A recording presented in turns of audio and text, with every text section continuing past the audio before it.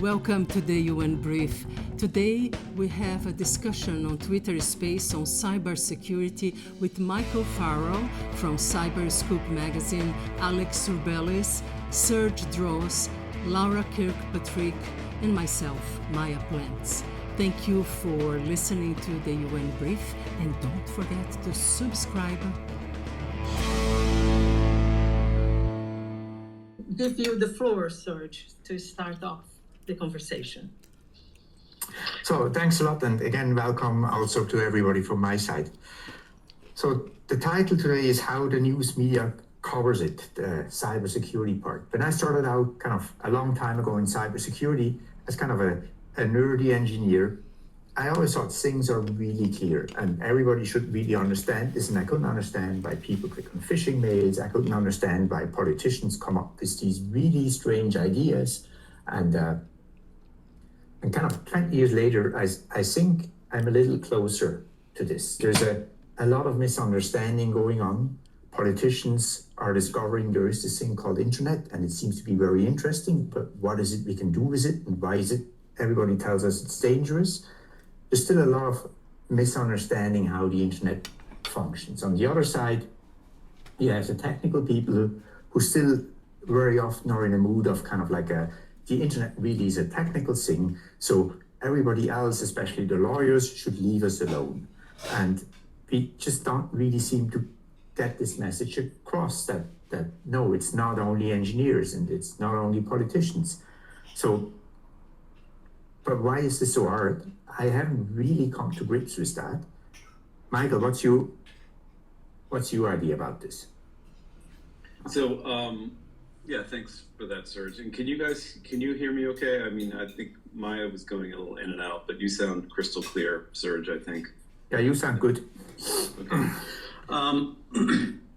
So yeah, I mean, I think where we are, you know, is a long way from when you first started in cybersecurity 20 or so years ago, when the only people writing about this issue were looking at it from much more of a technical point of view. It was, you know, the stuff of computer magazines and trade magazines, and that sort of thing. You know, it was being written about in, you know, hacker forums and amongst, you know, technologists and very technical articles, to today, right, where you have, you know, people dedicated to covering cybersecurity at all the major publications. So you have more people writing about it for a broader general audience. And I think that is in some ways increasing the understanding for some people who are paying attention. I still think there's a huge gap in understanding, unfortunately, with the general public, but you can sort of see the results of the increasing coverage. You know, just yesterday in Washington, there was a hearing on the House Intelligence Committee on spyware, and you know, that sort of follows a large amount of coverage on, you know, commercial surveillance software that The Guardian, the Washington Post, the New York Times, and others have done over the past few years. So I think that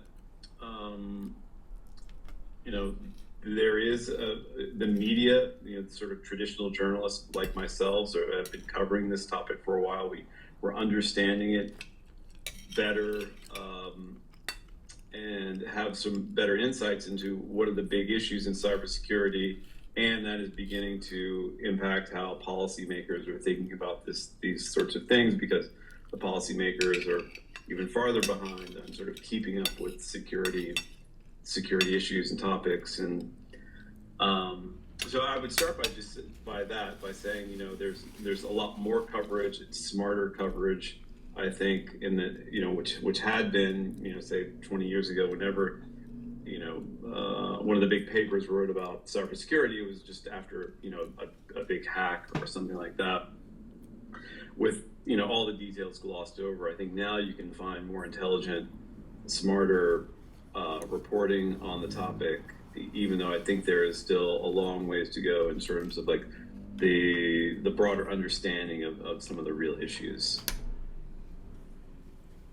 Yes, indeed. It seems like, the general public has become more aware of the issues, how it impacts them, right, with this major ransomware and breaches that happened in the last few years. I'm thinking of, WannaCry and all that. So I would like now to see if, Alexander, because Alex, you have been also at the forefront of working both in the private sector and in the public sector in issues of cybersecurity. So can you give us your view on how do you see the news media covers and what has changed in these 20 plus years you've been working in the field?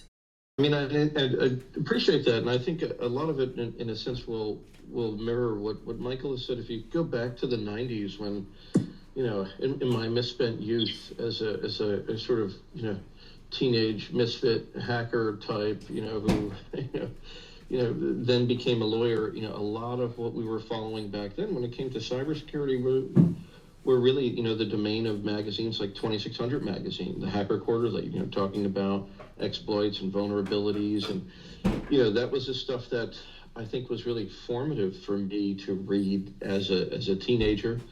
And a lot of it back then was very technical.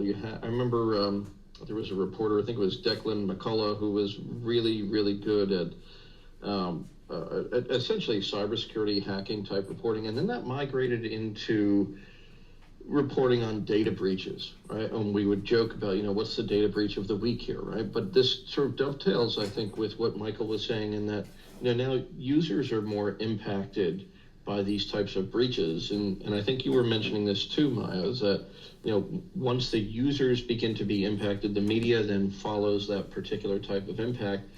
But because data breaches became so prevalent, I feel like the reading public became a little bit bored with that type of coverage. And then back in, I think it was maybe 2011 or 2012, when the New York Times came out with this groundbreaking story about the abilities of what we, I think, then called APT-1, or Advanced Persistent Threat 1, which was essentially Chinese intelligence and their abilities to infiltrate U.S. networks and infrastructure. With that sort of groundbreaking and ground-shattering story, the media then began to migrate towards more coverage of nation-state actors, and this more of almost a battleground field where something is going on below the surface between nations. Going into maybe 2010, 2011, 2012, there was a lot of focus on China and their abilities to infiltrate U.S. networks and, let's say, exfiltrate data with respect to trade secrets, intellectual property, and the migration of information and technical know-how from the West over to the East. And I think, we are still there to a certain extent, but I think the media is much more focused on nation-state actors. If you think about what happened with the 2016 election and the focus on Russia, but this is, not just the media's focus. This is where I think there is just a massive amount now of cyber-related malicious activity. And I think the reporting can be further complicated by the fact that attribution for this type of nation-state activity can very often occur these days through cutout organizations or third parties that may not have a direct relationship, let's say, with Russia or China. And that makes the reporting even more difficult, I think, to do. So, where we are today, I think that there are certainly some outlets that are better at cybersecurity reporting than others. But my advice, I think, to the listeners would be that, more than following individual outlets, and by the way, I think Cyberscoop is a great one. But I think individual reporters have certain types of expertise that may be more interesting to some readers as opposed to others. You look at Andy Greenberg from Wired is a good example of somebody who's great at tracking nation-state type of activity. And other people like Raphael Satter at Reuters, I think, is another great cybersecurity investigative reporter, and so is Kevin Collier. I think he might still be at CBS. He's floated around a little bit, but I'll leave it there and pass it back to the other panelists. Thank you, Alex. So, Serge, you have written a paper actually on trust and attribution. Can you comment on the aspect which makes a challenge for reporting, right? I mean, reporters are playing a catch-up game in a way, and then there are many issues around that. Why is that? Can you tell us a little bit based on your research? Yes, so thanks for taking up that ball. I think it's really a challenge, the whole attribution game. And a couple of years, attribution was really never done. The message was it's too hard, no one can really do it, and states don't have any interests in kind of revealing their capacity. That has changed a little bit. We saw this with the recent attacks on the satellites, where attribution came quite quickly. But the problem was it was finger pointing. It wasn't what I would call attribution. It was about saying, oh, it was this group, these actors did something without giving any background. And what that means is that whoever then is excused, and we can say it here, this was mostly the Western countries, US and Europe, accusing Russia of doing this attack. But if you don't give any kind of information on how you found that and what made you come to that conclusion, Russia can just say, well, it's just a claim. And that's where attribution is today. And that's why I think it's not really having the impact it could have. So the idea we had is that the problem is attribution. It is technically hard, but it can be done. And I think Citizen Labs proves this over and over again. They produce attribution things like we saw with Pegasus. It's all over the press. We have hearings in the US Congress. So it can be done, but still, it's one group that claims this. So the idea was that, well, maybe what we need is more of a peer review thing. And this whole thing was inspired by how the Organization for the Prevention of Chemical Weapons does it, where they have several independent labs saying, yes, this is actually a good attribution, and we concur with the findings. And I think if we could come up kind of as a network of organizations that can do attribution, who then just say, well, actually, this has been following kind of established standards, and we feel this is really solid result, then that would help us gain trust. And maybe it would also help us kind of taking away all these cyber issues from something that's more closer to a movie with a lot of action, to something where things happen and then you find out who did it, and then you can take measures. And it just becomes, the whole cycle becomes a little saner. And I mean, there's, Alexandra said, people maybe are tired, and maybe they are tired because it's always so hyperbole, and we need to get this down. And I think attribution can play an important way there. It's a challenge, right? Because it's sort of revealing the way you do things too. It's the matter of national security for some. Governments are trying to identify these incidents. So, Laura, I would like to hear from you, because you follow a lot of issues within the United Nations, and of course, cybersecurity must come in your radar often. So, what do you read? What are you reading in this moment about cybersecurity issues as it relates to the United Nations, for instance? Do you have any particular news organizations that you like to read, and for what reason? I'm going to follow or copy Alexandra's advice. I like to follow people, Politico, and organizations in Geneva. And I wish Fabio was on here, because I think that he can probably list exactly who to follow by name.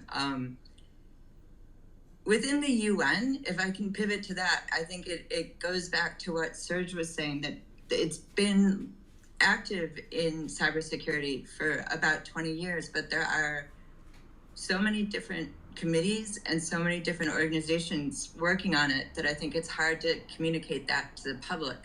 Like right now, the open-end working group is convening until tomorrow at the UN and working on various documents on cybersecurity, which doesn't seem to be getting a lot of coverage. When even just following it on Twitter, there's a couple of hashtags, but no real write-ups yet. I think part of the problem, and this probably ties into the problem with attribution too, is if you have the scoop, there's that ever existing issue in journalism, which is how quickly can you get the scoop out, and how much detail do you need to get the scoop out and then follow up on versus following up on and losing the scoop.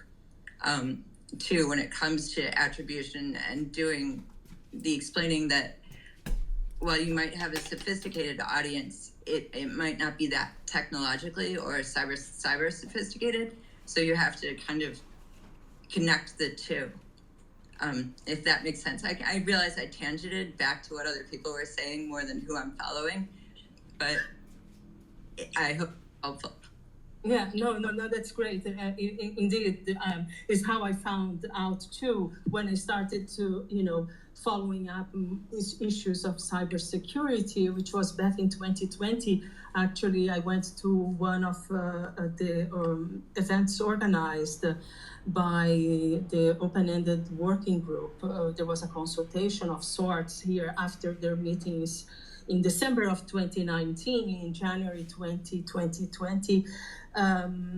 Before the pandemic, we had a meeting, and there I met several people who came from the private sector, from government agencies, NGOs, who were speaking about the issues and the importance of having this parallel, because as usual, the UN creates these bodies, these groups, these working groups to analyze the situation. And the open-ended working group is a good one because it brings everybody, not only governments, like the GG, the governmental group of experts is just 25 governments. That's the number, and they have to be government. And of course, private sector is invited too, because they know exactly what's happening. But that is the challenge in the interesting bit, I think, for the UN to translate this. So the open-ended working group is relatively new. It's 2 years old, right? I guess, or a bit more. Serge perhaps can tell us more about that. But Michael, I would be interested to hear from you too, because I think there are many challenges also covering both the government, because Cyberscoop's audiences are government contractors, right? Or government purchasers, government bodies that actually purchase services, right? So tell us a little bit what is the challenge there in terms of how governments talk about cybersecurity issues. How do you cover it at Cyberscoop? What you're seeing that's going to be important in the next year or so in terms of both government and private sector on translating what they have to say to the general public or to the specialized public like Cyberscoop audiences? Sure. I mean, yeah. So it's Cyberscoop and our sister publication FedScoop as well as StateScoop do have a special interest in what's happening with contractors. What are the contractors who are supplying the government? Looking at that relationship. It's often difficult to break through and see what's going on. I think a really good example of a story that Cyberscoop did actually before I arrived was looking at a software vendor called ID.me that the IRS was going to be using, and looking at all the issues with that vendor and their privacy issues and sort of the surveillance that the IRS is going to be using. It was a great piece of accountability journalism because I think that a lot of the government procurement officers or the people responsible for working with vendors, often aren't unfortunately doing the due diligence and thinking about what sort of products they're buying from cybersecurity vendors. I think there's a big push on to try, especially in the federal government, to work with a lot of companies that may not have the best track record when it comes to security. So we do try to look at those contracts, see who the government is working with, and see how taxpayer dollars are being spent. I think that's one of the biggest services I think a journalist can provide, is to be tracking those deals and to see really how the government is spending or misspending money on cybersecurity services. Just a lot of government bureaucrats aren't that sophisticated when it comes to cyber. They do have smart people working on cybersecurity, but they tend to make some bad buying decisions, especially when I think the mantra in the government is that the cheapest bid is usually the best bid. So that's certainly something we're looking at. I did want to circle back to something that Alex was saying about sort of the rise of writing about hackers and cybersecurity, and point out there's an excellent paper that Data and Society put out a few months ago that sort of tracked the rise of the professional security hacker, and sort of and it really does sort of track how the early writings about this space. And I really do think, like, journalists, the professionalization of and the rise of the cybersecurity beat reporter sort of tracks that, as a lot of the early writings about hackers in this whole space sort of originated from very early listservs and forums, and places like 2600 and the online versions of those places into kind of more mainstream publications. So if anybody, if I can sort of share the link to that later, it's well worth reading. And the other thing I'll say is that I think it's the attribution issue is tough, right? That Serge brought up, and I think that there can always be misattribution. There's always attribution, that is debated. And the thing about, unlike, say, a traditional, war reporter, right? You see the bombs dropping. You see where it's, you can sort of, see which sides are firing their weapons, their physical weapons. In cybersecurity, we can't see these attacks taking place. And also, as reporters covering this beat, right, we're always sort of reliant on a third party sort of analyzing the data. So we always have to be very skeptical about what their motivations are, what the aims they're trying to serve. Are they commercial gains? Are they nation state gains? Are they trying to play some other sort of geopolitical game and using reporters to their advantage? And so I think that's always very tricky, and we always sort of view any kind of attribution very skeptically. I think we actually one of my reporters, AJ, is on this call, and he's been tracking this really interesting case of Iranian hacktivists targeting going after targets inside Iran, banking, and some critical infrastructure, a steel facility. So there's all this debate about, well, are these really Iranian hackers, attacking Iranian facilities, or is this another, entity? Is it potentially an Israeli operation? So lots of questions, right? That it's very hard to nail down the real facts in a lot of these things, because they are so far removed from just where we can kind of get access. And you see the same thing happening in operations that are carried out by the NSA, Cyber Command. So it's tough, right? It's tough for people, from reporters on the outside, most of whom don't have like real technical backgrounds.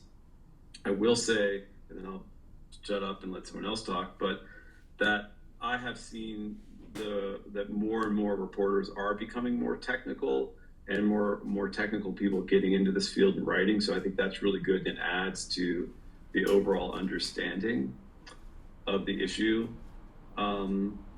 So yeah, I'll stop there and see if anybody else has anything to add. Thank you, Michael. Alex, you have this background, technical background, and then you also now are a lawyer So tell us a little bit about this transition and, how you merged these interests that you have and how you also developed a platform that actually analyzes domain name systems. It's certainly, Maya, and I'd happily do that. And then perhaps, if you don't mind, I'd love to end with that discussion with a question back to Michael, as I was so intrigued by the things that he was saying. But yeah, I mean, my technical journey really, started from when I was a teenager, and then had wound up working in defense and intelligence for a little while, and while I was in law school and thereafter. And I, for better or for worse, I think I knew I always wanted to become a lawyer. I had seen a lot of technical people, really get kind of strung up with the law, especially hanging around with the 2600 crew back in the 90s in Manhattan and New York City. And there were a lot of crazy things that were happening on the legal side, where it was evident to me that there weren't lawyers or judges or legislators that really understood how technology worked, and I wanted to try to bridge that gap, and that was my goal. And I'm very lucky, I feel like, to be in a position with Crowell and Mooring, where that's what I do every day, all day these days, is kind of bridging the technical and the legal gap. And over the last few years, one of the things that I had done was create this DNS-based or domain name system-based threat intelligence platform that not only allows me to track domains, but I focus much more on much more cybersecurity-related issues as opposed to issues of brand protection. So identifying through the process of complicated regular expressions and algorithms domains that are registered on a daily basis that threat actors are going to utilize, and then trying to look behind those domains and identify the networks of actors so that they can be disrupted. And it's been really fascinating and interesting. And back in March of 2020, at the outset of the coronavirus and the global health crisis that we still find ourselves in, I used the system in tracking domains and subdomains, and was tracking for a while a really sophisticated threat actor that was targeting almost exclusively IGOs, or intergovernmental organizations like the United Nations. And that was when on March 13th, we found a live state-sponsored attack on the World Health Organization. And that was later attributed, not by my own attribution, but actually by, I believe it was Kaspersky, to have originated from South Korea. And so it was a very interesting story. It wound up coming out in Reuters, as we gave Reuters an exclusive on the story, and it went all over the world. But this is my way of passing it back to Michael, if you don't mind, Maya, which is to indicate here that that's just one of many threat actors that I'm tracking, and I'm tracking a lot of different fraud and, let's say, credentials harvesting related activity, things targeting critical infrastructures of various nations and governments. But I'm really curious how that information could make its way out into the public domain via reporting, because I feel like without attribution, and here we go back to attribution again, but without some kind of attribution, I feel like reporters have a difficult time with their editors in trying to get a story sold or published, in a sense, because if you just know that there's some kind of bad activity going on out there, without knowing who's behind it, it's like, how do you have a story without knowing who the players are, or even naming the main characters? So to what degree or extent, Michael, do you see attribution as a problem that prevents these stories from actually getting out there? Yeah, that is a tough issue. I think it's first of all, next time come to Cyberscoop when you have one of those stories. That sounds good. All right.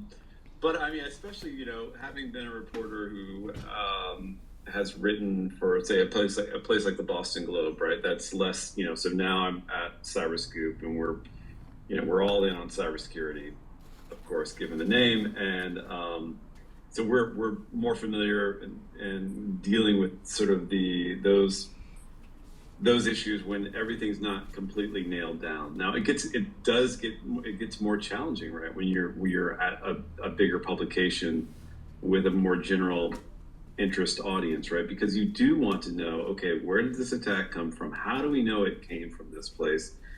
And then, and then how do you know, right? And then who's going to sort of walk you through that? So I think that the bar is much higher still. I think a lot of publications to show that an attack really did come from, say, South Korea or North Korea, China, Russia. Because I think, in some ways, because the stakes are higher too, right?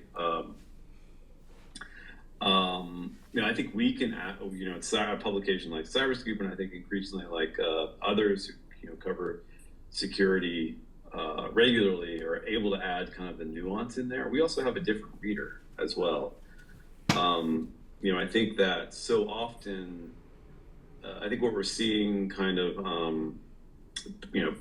post 2020, all of the accusation, if you think about all of the reporting that led up to the last election around.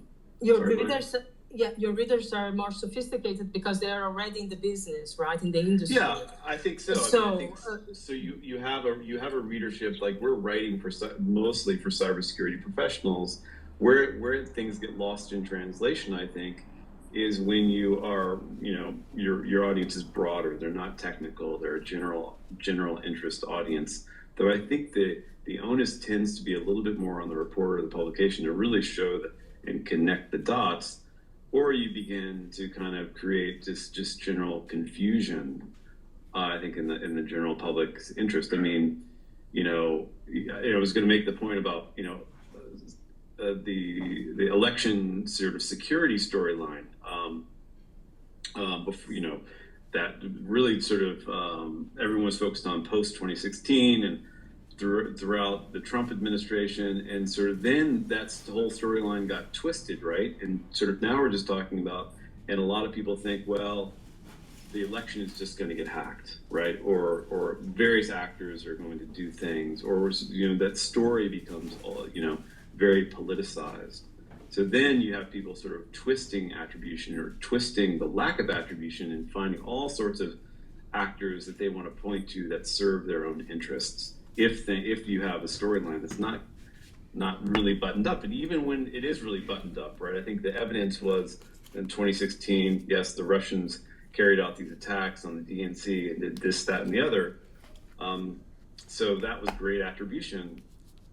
Even that attribution is sort of discounted for political means. So anyways, yes, attribution is tough. I think, and that is a blocker for being able to sort of tell that story, because it's depending on who your audience is and which reporters you're talking to.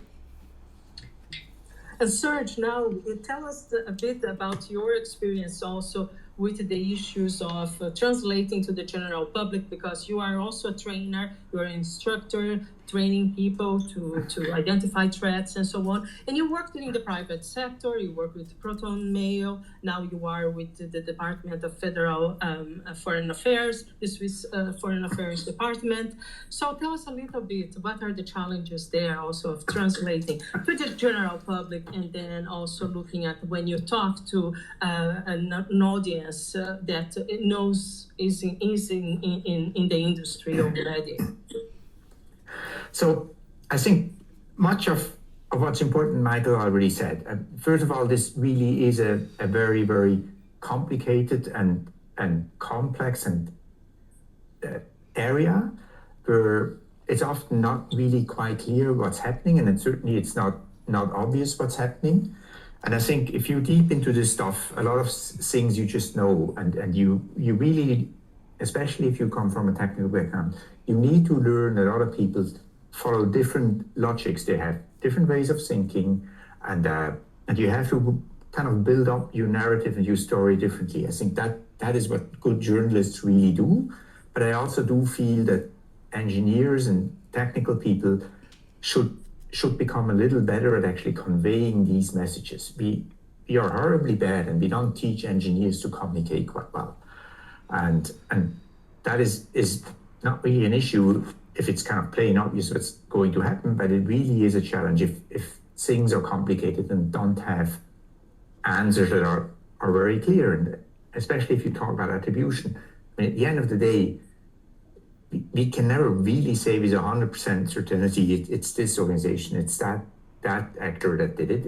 It's most of the time just strong evidence that points to that, and we have a couple of stories where we still don't know this. There's still a lot of unknown stuff, say around Stuxnet, and even though that the broader story is clear, so that is a challenge. Then the other thing, and again Michael mentioned this, is often you make a statement and you can, maybe I'm naive as an engineer, but it's immediately politicized, and then the discussion kind of takes off and goes the completely wrong way, and it's really hard to stop these type of discussions. I find this really very hard to anticipate this. I think I'm getting a little better, but it's still, I find a challenge to write a story that's interesting, that catches the reader's attention, that conveys information, conveys facts, and at the same time kind of avoids all these political pitfalls. I'm not sure what others think. Laura, you haven't said much in this thing, and you work in this space too. Yes, Laura, go ahead, please. Oh, great, thank you. I was going to kind of piggyback on something Michael said too, which is when you get a story and you're doing it for a broader audience. If you take, for instance, the recent Russian hack of the Ukrainian radio system, so you have a hack of a vulnerable and also necessary communication system that I saw a lot of places kind of focused on what the message of the hack was, which was that Zelensky had been hit and was ill, and then Zelensky's response, which was also a very humorous response, something, and I'm paraphrasing because I can't remember it exactly off the top of my head, but, I have a paper cut that's only dangerous if you're over 70 and the leader of a attacking country. So it got more focused into kind of a foreign policy lighter piece, rather than the fact that this crucial communications infrastructure had been attacked. And I think that when you're covering cybersecurity, there are a lot of heterogeneous architectures, which make it not very transparent, both within the UN system, where there's so many different committees and agencies involved in crafting an international cybersecurity norms, and even within attribution. I know going to editors, I've had to show levels of attribution and then kind of break it down and explain who the key players are, which I think by the time the story goes can be downplayed or shrunk and lose some of its critical parts in explaining the complications involved, if that makes sense. You mentioned a very good point, Laura, because now the open-ended working group that's precisely meeting now in headquarters in New York, at the UN in New York. They're convening this week for 5 days. They will be discussing one of the issues on this, developing this system, these norms of behavior in cyberspace, are critical infrastructure now that the conventions of the Geneva Convention applies, right? That they shouldn't attack critical infrastructure like hospitals and so forth. So Serge and Michael and Alex, I would like you to jump in and comment on that aspect, because you are a bit familiar. I think you more Serge, because I think you followed already for a while the open-ended working group. I believe you participated in previous meetings before, or through the ICT for Peace?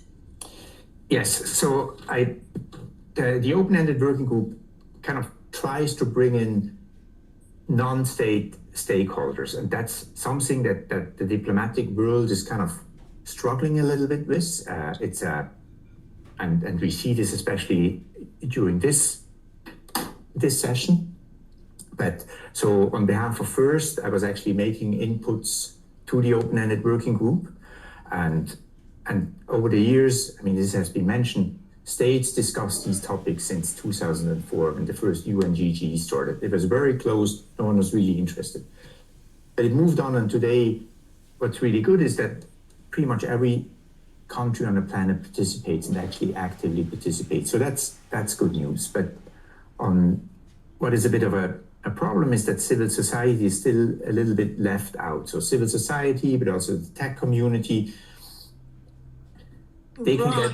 Right, you mentioned that because there was, like before, like in this meeting I participated 2 years ago, and in previous meetings of the open-ended working group, everybody was allowed, right? That was the difference between, and the necessity they saw too. That's why the working group is continuing its consultative process, is because they saw the necessity of bringing civil society, meaning NGOs, the private sector, to the table, right? And technical people, above all, because as you said, as some of you mentioned, people in politics or policymakers in Washington or at the UN, what have you, are not familiar with these concepts or don't understand the technology sufficiently to make decisions in terms of its policies that needs to be designed. So yes, tell us what's happening now. Why they decided not to invite everybody like before? So this is a really good question. I think it boils down to that different states have very different ideas of how this should run, especially kind of potentially more authoritarian regimes have the feeling it should really be states that make the law, and then everybody has to follow that law. Obviously, that's not something that Western countries are gonna swallow or even accept. Here, the notion really is the internet is driven by the private sector, and the users are from civil society, and they provide all the content. So they should be at the table. There was a long discussion going on who should be on the table and who shouldn't. And then finally, there was an agreement made that everybody can be at the table as long as no one complains. And now we have this horrible war going on, which politicized the whole process immediately. And then the two actors in this war, the Ukraine and Russia, both vetoed participation of over a third of the participants that applied, the non-state participants. And this is a bit of a problem because we now all these organizations are out of the formal discussions. There's still informal discussions, but half the diplomats don't participate in there. And we're running into, again, this kind of problem where we have two groups that don't really talk to each other. And we again faced with challenges of how do we make sure that especially the diplomats... And that sort of adds to the complexity and the confusion too, that the general public or even diplomats don't understand. There are these parallel tracks, right? The DGE was already in the works for several years. Then there was a stop and go because some countries didn't want this or that in the documents. So finally, they had a report on 2021, right? They issued the report. But they are only government, like 25 governments have to be there, maximum, right? And the open-ended working group is for everybody because, as you mentioned, everybody is touched upon these issues of cybersecurity, civil society, the private sector. So what do you see is necessary to happen in order to make it clear, to make it more understandable, these processes at the UN and how they can, how they can impact, people, everyday people. Alexander, perhaps you want to say something. Yeah, I'll jump in, and I think that the work of the open-ended working group is tremendously important, and they're addressing some of the trickiest and I think most critical issues that are facing cybersecurity professionals and governments today. I mean, where they're addressing things like interregional cooperation between countries, frameworks for mutual legal assistance, and how does law enforcement engage in cross-border cybersecurity investigations, share threat intelligence between the private public sectors amongst countries. I mean, these are all absolutely critical issues because one of the things that we can take away from the last 10, 20 years when it comes to cybersecurity is that no one organization, no one country is equipped to go it alone. So these are, I think, really, really important issues that they're addressing. But I feel like, and I mean this, not in a derogatory sense towards, anybody that's worked in the open-ended working group, because I do think that they've made some good progress. But to my mind, they do shoot themselves in the foot a little bit in terms of the output of the working group, because like some of these reports are so difficult to digest. And I think that this can affect the reporting on the work that they're doing, which is absolutely critical because there's so many different acronyms and there's so much to unpack from these acronyms and the history of how they even arrived to be in New York at this point, putting together or finalizing whatever the draft report is. I mean, just to give you an example, I will read you from page 2 of the draft report that's dated 20 July, so just 8 days ago. And, this is page 2, paragraph 3. The open-ended working group is committed to engaging stakeholders in a systematic, sustained, and substantive manner in accordance with the modalities agreed by silence procedure on 22 April and formally adopted at the first meeting of the third session of the OEWG and in line with its mandate contained in the General Assembly Resolution 7520 to interact as appropriate with other interested. I mean, I'm a lawyer, and this is like opaque to me to try to figure out, but yet buried within these reports. Yes, is really gold nuggets. These legal documents of the UN are really for diplomats because this is pretty standard. You just, it's like what do you call boilerplate? Yep. Standard things, but they make it very difficult. Yes, go ahead, Laura. Well, everybody else to understand, and then they have the communications teams that should come in and translate this to different publics, but I don't think that's happening much because there is also a shortage of people who have enough technical background in order to do this translation. But go ahead, Laura. I think Alexander and I have the same reading. We just maybe read the same report. And I think one of the other problems in there is that a lot of those items, rather than moving it forward toward implementation, they'll refer to previous reports. So I don't have it exactly in front of me, but I think the language was they basically said we stand by what we say before, and then move on to a very valid point, which again has a conversation around it, but not a conversation to an action point, to an implementation. In other words, there seems to be some regurgitation of boilerplate, which adds to the lack of transparency. Interesting point. Michael, to wrap it up, tell us a little bit. I don't know if you follow a bit of what's happening at the UN and these different bodies like the GGE and the open-ended working group, but tell us a little bit what is your take on how government or the UN are addressing the issues in order to bring, private sector, civil society and governments together in order to translate and implement these coordinated actions that need to happen. Yeah, I mean, honestly, I haven't, and I think that's a fairly big gap, especially when it comes to the way cybersecurity reporters are, where they're focused, right?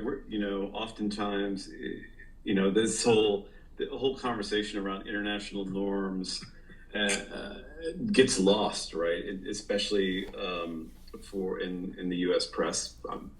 That's why you exist, Maya, so you can help us figure out all of those things that are going on.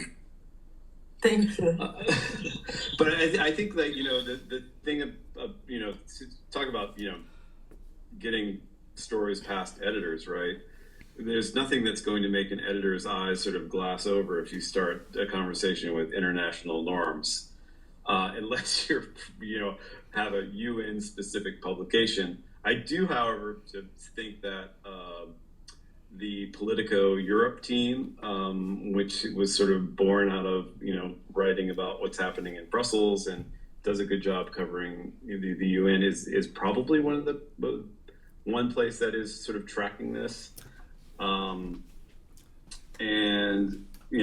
Not a lot to say about what's happening in the UN. I did want to make one other point about just general cybersecurity coverage. And one thing we're always trying to fight against is that it is particularly an area where there's just tremendous industry pressure and influence on reporters and publications to cover the new thing, the new gadget, the new solution, the new APT that they are looking at. So, it's a lot of, like a lot of, kind of industry reporters. Then now that, the tech reporters have sort of merged out of just covering the industry to covering it, covering policy, covering consumers. But I think that what often gets lost in the conversation is that it doesn't really matter what new product or what new thing a cybersecurity company has out, or even where the attacks come from, because we still haven't educated the public on kind of the basics. I think there's still a lot of confusion, and there's just a lot of work journalists have to do to increase the understanding about these complex issues that can sometimes, that Alex was talking about, there's still a lot of confusion out there. So I think, we've got industry pressure on all of these reporters out there. There's just a huge, multi-million dollar machine, PR machine, pushing out their messaging that we're also trying to push back against. So I just wanted to make that point before we wrap up. Excellent. Thank you so much. Serge, do you have any other questions for Mike? I think it's more of a comment that I'd like to have your opinions on. I think one of the challenges that comes on top of the usual cyber reporting challenges when talking about what's happening at the UN level is that a lot of people just have no idea or no notion that this actually is relevant for them. This is such high-level stuff. I mean, if you read the kind of the recommendations that these groups get out, you think this is so high-level, no one cares about this stuff anyways.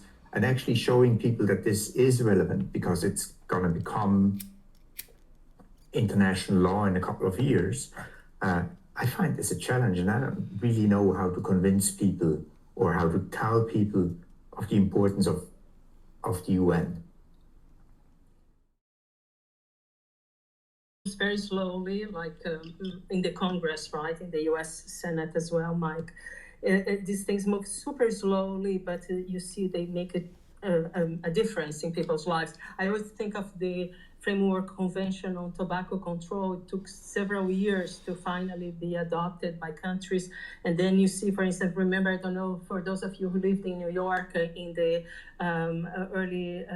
late 90s, early 2000s, the laws changed. You could not smoke inside restaurants. Then you could not smoke cigarettes in the sidewalk in front of the restaurant, and Mayor Bloomberg raised the taxes on cigarettes in order to control and curb the pandemic that was, cigarette smoking, cancer-causing cigarette smoking. So, and this was something that came from the World Health Organization, was debated for years, and then finally countries agreed, and now they have ratified. And so then the countries, once they ratify, they have to adopt it in their legislation, right? So this is a major shift in terms of public health that comes from the processes of the UN, this lengthy, long, boring, non-transparent, seemingly processes. But yeah. So, and I would like to thank you, everyone. I think we are arriving at the very end of this Twitter space. Thank you so much for Michael Farrell, Serge Droz, Laura Kirkpatrick, Alexander Urbelis, and everyone who came over today. Thank you for listening to the UN Brief Twitter space on cybersecurity, and don't forget to subscribe